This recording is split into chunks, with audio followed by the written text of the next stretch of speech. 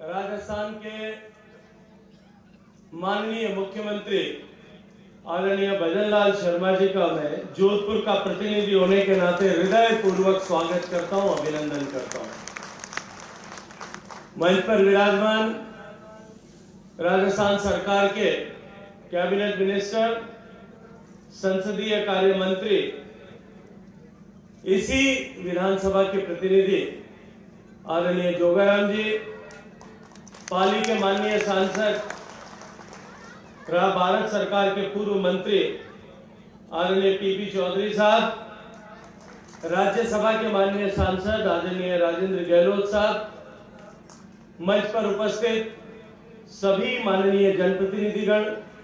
पूर्व जनप्रतिनिधिगण, भारतीय जनता पार्टी के सभी दायित्ववान कार्यकर्ता बंधुओं बहनों और इतनी बड़ी विशाल संख्या में आज इस विकसित भारत संकल्प यात्रा के निमित्त यहाँ पधारे हुए मेरे सारे बोरानाडा पंचायत और आसपास के क्षेत्र के सभी सम्माननीय नागरिक बंधुओं बहनों, पत्रकार मित्रों, मैं हृदय पूर्वक आपका भी स्वागत करता हूं, अभिनंदन करता हूं। मित्रों, माननीय प्रधानमंत्री जी ने 2014 में देश की सरकार चलाने का अवसर जब देश की जनता ने दिया था, तब उन्होंने एक स्पष्ट संकेत देश के सामने रखा था कि जनता ने हमें देश चलाने के लिए यह सौभाग्यपूर्ण अवसर नहीं दिया, जनता ने हमें देश बदलने के लिए यह अवसर दिया। और आजादी के बाद से लेकर के निरंतर इतने वर्षों तक, इतने दशकों तक देश का सामान्य मानवी जिस परिवर्तन की इंतजार कर रहा है, बाट जो रहा है, अनेक बार चुनाव, कभी गरीबी हटाओ के नाम पर, कभी गरीबी भगाओ के नाम पर, ऐसी विभिन्न योजनाएं, जिन योजनाओं का आकार उन पर खर्च होने वाले, उनके प्रचार के लिए खर्च होने वाले धन से कहीं कम होता था, उन योजनाओं की सीमितता के चलते हुए सरकारों के अभाव में काम करने की जो आदत बन गई थी, इस आदत को बदलते हुए देश के संसाधनों पर पहला हक गरीब का होगा, दलित का होगा, पिछड़े हुए व्यक्ति का होगा, महिला का होगा, किसान का होगा। इस नीति सिद्धांत के साथ में नई योजनाओं के साथ संकल्प लेकर के काम करना प्रारंभ किया। देश में अनेक योजनाएं इन सब वर्गों के लिए पहले भी बनाई जाती थी, लेकिन उन योजनाओं में जिस तरह की चुनौती थी कि योजनाओं का आकार बहुत छोटा होता था। बोरानाडा जैसी पंचायत में कहीं 2, 4, 5 मकान बनाने का साल में कोटा मिलता था, और क्योंकि बहुत सीमित संख्या में इस तरह का कोटा मिलता था,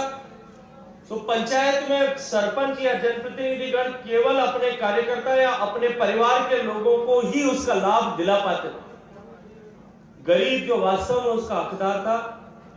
वो निरंतर इस अपेक्षा के साथ में दूर कहीं रोशनी का दिया टिमटिमा रहा हो, इस अपेक्षा भाव के साथ में उसको देखता था कि कभी मेरे घर में भी रोशनी होगी। माननीय प्रधानमंत्री जी ने एक नया गवर्निंग प्रिंसिपल, राज करने की एक नई पद्धति, नई विधा इस देश में स्थापित की, और वो थी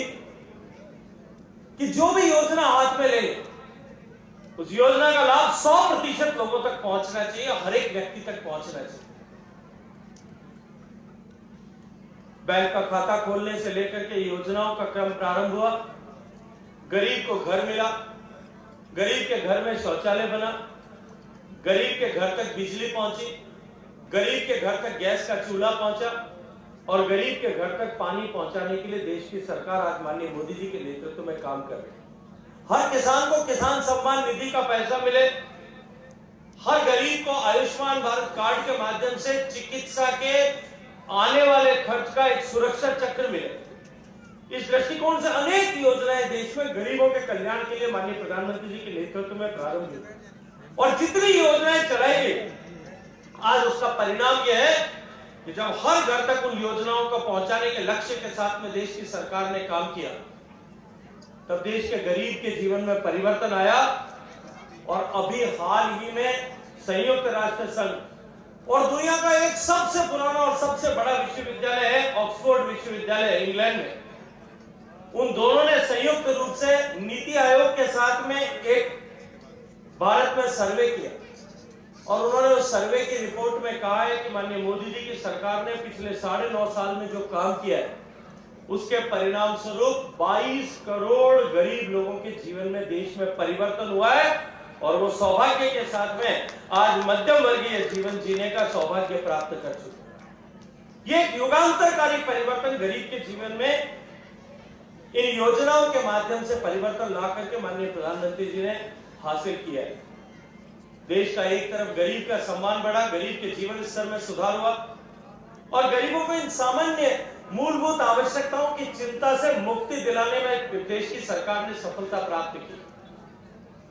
लेकिन यह अनुभव आया कि सरकार की मंशा तो यह है कि हर गरीब तक लाभ पहुंचना चाहिए और निश्चित रूप से अधिकांश लोगों तक पहुंचा भी, लेकिन कहीं राजनीतिक भेदभाव के चलते हुए, कहीं किसी स्थानीय मतभेद के चलते हुए,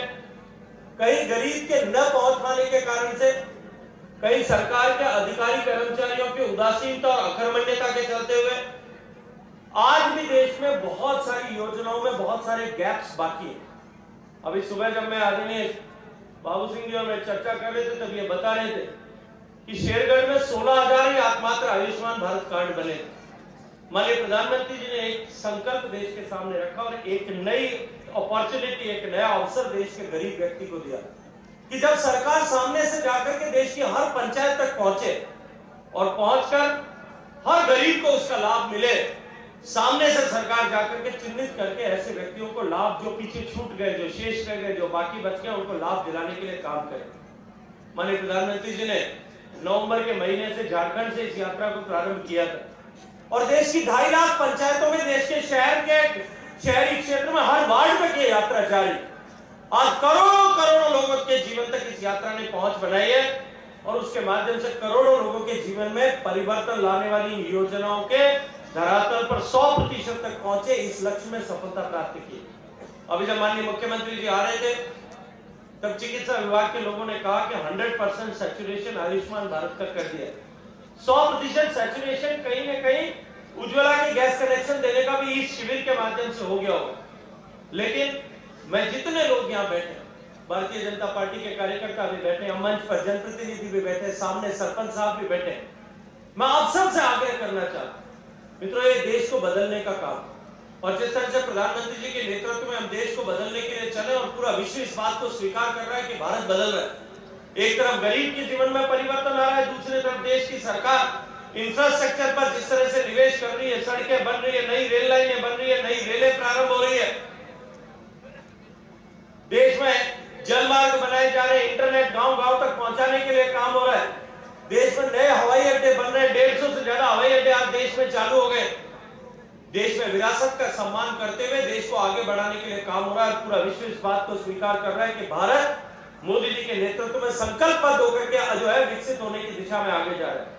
लेकिन ऐसे समय में जब भारत विकसित होने का संकल्प लेकर के हम सब आगे बढ़े, उस समय में हमारी जिम्मेदारी यह है कि हमारे गांव में कोई भी हमारे क्षेत्र में ऐसा व्यक्ति जो इन